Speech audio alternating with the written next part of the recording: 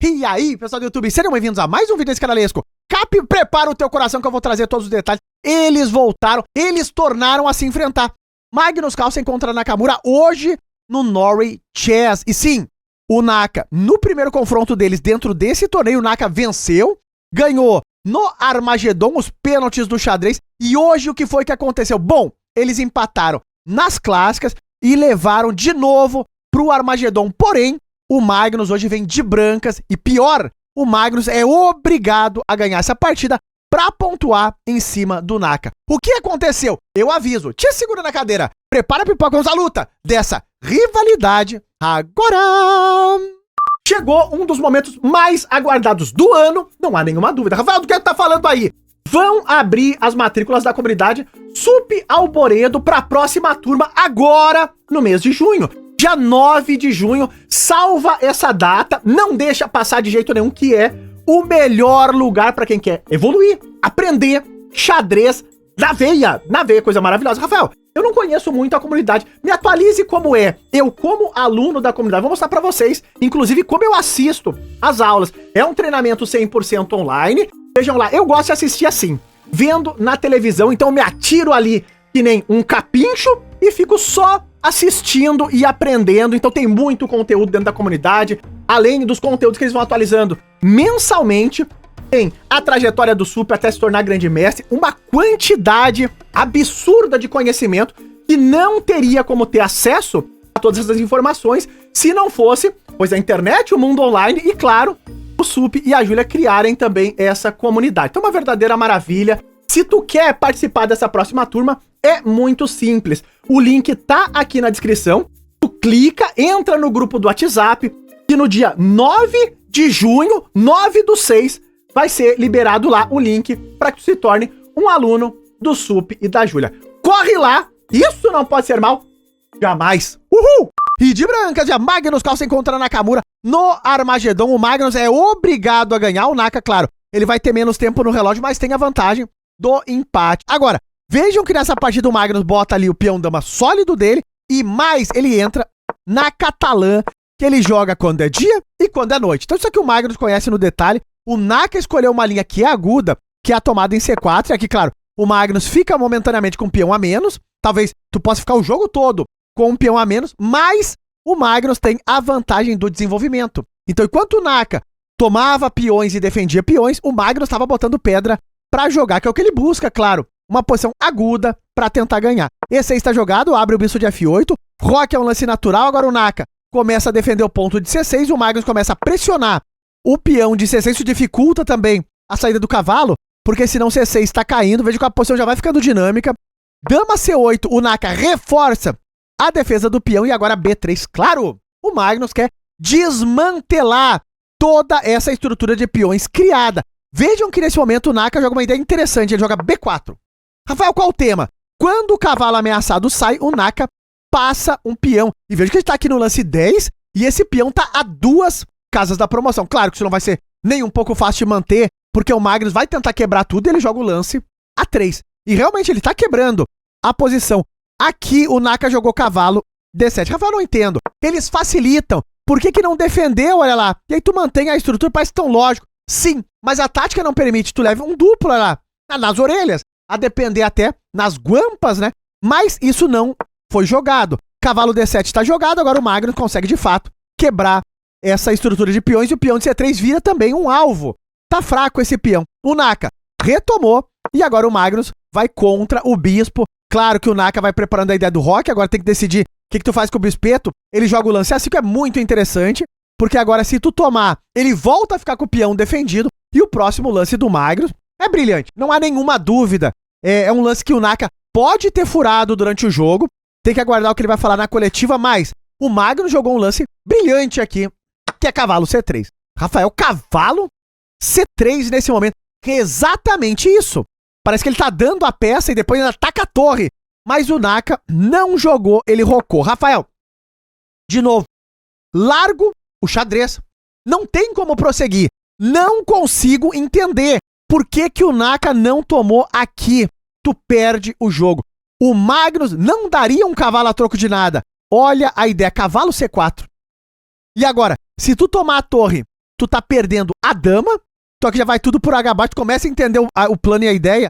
Tu não pode rocar porque o bispo não permite, e aqui se tu sai do tema da dama, tu leva do mesmo modo lá cavalo D6, e o dilema, se tu jogar o rei em E7 ou em F8, tá à mercê dos descobertos, eu tomo o bispo, recupero a peça e com cheque, e se tu jogar o lance rei D8, tu leva o duplo. Então uma linha assim completamente absurda, realmente não é fácil de ver, mas o Noruga viu. Bom, o Naka também viu, depois que o lance estava jogado, ele faz o rock dele, protege o rei, sai do tema, ameaça o cavalo, só que agora o Magnus troca em B4, troca em D7, e nesse momento o cavalo ameaçado salta para 4. Vamos jogar essa posição onde as peças do Noruga estão jogando, ó lá, o bispo aberto, o cavalo também, o bispo do Naka tá um pouco mais passivo, o cavalo tem que organizar, e o peão de B4 é um alvo. Então vejam que o Magnus, com o desenvolvimento, começa a botar uma posição difícil aqui pro Naka. Bom, bispo A6 está jogado tentando, claro, ativar essa peça. O Magnus joga dama D2, já tá de olho em B4, tá de olho em E2, tem que tirar o peão da ameaça. Bispo B5 de olho nesse potrilho e agora torre C1 tá lá. Claro, o Magnus quer tirar a torre do tema e poder jogar o lance E3. Então não tem o ataque nessa torre. Torre A6 jogou agora o Naka, já reforçando a defesa de C6. O tempo já apertava, 3 contra 4 minutos no relógio. E3 jogou agora o Magnus. B4 realmente tá caindo, é uma ameaça. Dama 8 nesse momento tá claríssimo. O Magnus ganha um peão. Então a posição nesse momento ela é vantajosa. Rafael, não me diga que vai escapar essa posição e que teremos supapo na mesa. Pode acontecer. A gente acompanhava isso ao vivo, era uma dúvida nesse momento. O Naka jogou cavalo B6 e aqui ele quer simplificar, secar a posição, e o Magnus jogou torre C5, que é um lance malandro. Traz uma ameaça. Qual, Rafael? Tomar o bispo, olha lá, porque o peão de C tá cravado. Então vejam como o Magnus vai trabalhando essa posição. O Naka bloqueou cavalo D5, então interrompo a diagonal do teu bispo, a posição ainda parece de muita luta, o Magnus tomou e entrou num final cavalo contra bispo e ainda as peças pesadas. Mas um tema estratégico importante que vai fazer sentido já já. Tudo tá enfraquecido na volta do rei do Magnus e o Nakamura tem o bispo de casas claras. Rafael, o que é que vai acontecer? Fica de olho. Aqui, o Magnus volta, o cavalo tá cravado, olha lá.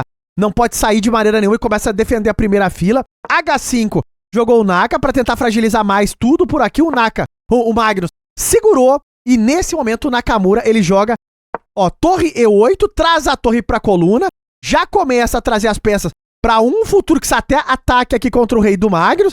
O Magnus começa a voltar as peças mais pra zaga e dama C8.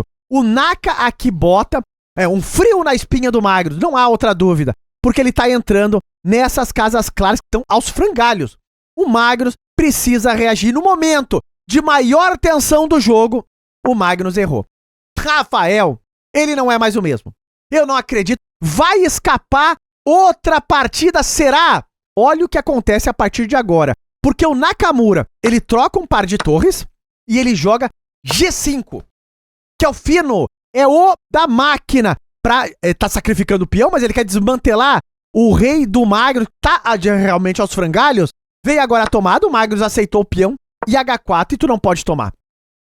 Se tu tomar, essa dama vai entrar aqui, mas de uma maneira tão destruidora como nunca se viu. O Magnus reagiu com energia. E4. Não precisa buscar agora contra-jogo. Ele trouxe a dama, olha lá, para defender G3. O Naka trocou em E4. O Magnus jogou torre E1. E agora vem dama G4 e fugiu o controle total. Porque agora eu tô ameaçando em G3, tô ameaçando em G5.